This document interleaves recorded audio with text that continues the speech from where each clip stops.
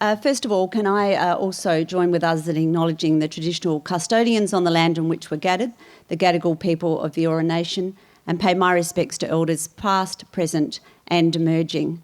I know Yvonne has left, but don't you agree that was just a wonderful welcome to country? Thank you.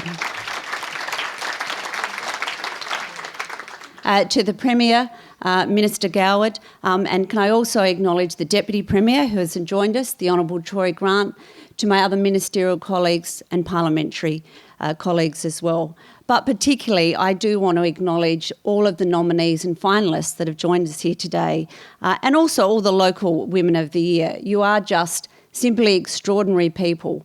And when I read through some of the bios, it just astounds me about the I guess, breadth and the scope of the work that you've done across your communities. Of course, I'm here this morning really excited to be able to today acknowledge the inaugural New South Wales Aboriginal Woman of the Year. Since becoming the Minister for Aboriginal Affairs some 11 months ago, I've had the privilege to travel right across the state. And I can say very proudly I've met some simply extraordinary Aboriginal women. Women who are leaders in their families, in their communities and in the organisations that they represent. I want to really acknowledge each and every one of them, those that are here this morning, but those right across the state of New South Wales. Because traditionally Aboriginal women are guides, they are mentors and they are custodians of their culture. And in a very, I guess, small way, in a very subtle way, what they are doing by the work that they do across their communities and across the state is bringing us together, non-Aboriginal and Aboriginal people working towards real reconciliation. So I thank them for that. The nominees in this category, and I've had the pleasure of meeting each and every one of them, again, are simply extraordinary women. And I want to congratulate you on your success, on getting to be finalists, and wish you all the very best in the year ahead. Thank you very much. And now it's time for the New South Wales Aboriginal Woman of the Year Award by the Minister for Aboriginal Affairs. This award is specifically for an Aboriginal woman who has promoted reconciliation and cohesion by improving relationships between the wider Australian community and Aboriginal and Torres Strait Islander people.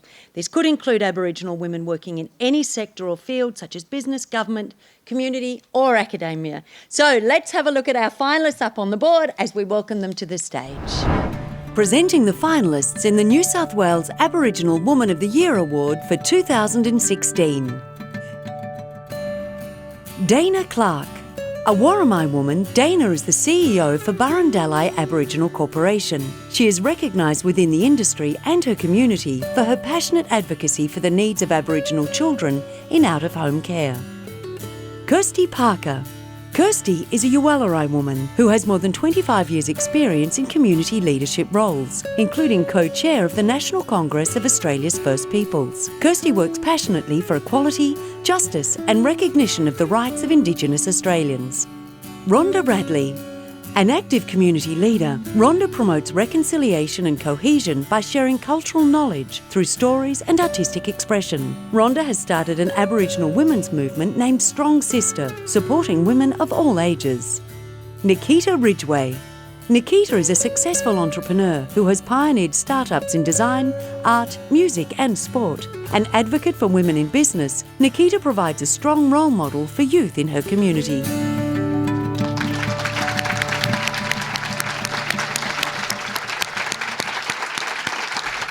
Our inaugural finalists, well done. Everybody nervous? And the inaugural New South Wales Aboriginal Woman of the Year is Dana Clark. I think she's got a quite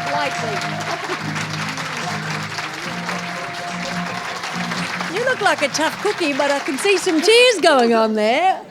Yeah. Come over. Tell me, is this because why? Because I think I come here at the cost of our families and children. I run a foster care agency and currently in New South Wales, 35% of all kids in out-of-home care are Aboriginal kids. 35%? Yeah. And excuse me, I'm not usually such a big sook. We're getting it on film, you know. Oh, great. I'm going to cop it when I get back to the office. No, you won't. We'll disguise you in Photoshop, Oh, don't good, you? thank you. And I can't tweet. Come on the mic, because Okay. this is important. Yeah. 35%? Yep, of all children in out-of-home care in New South Wales are Aboriginal kids. And we need to stop that in some way. And while we currently look after about 280 of those kids, we should be doing more to stop them coming into care. So, Yeah. yeah. Yeah. Yeah. Well done. Thank you.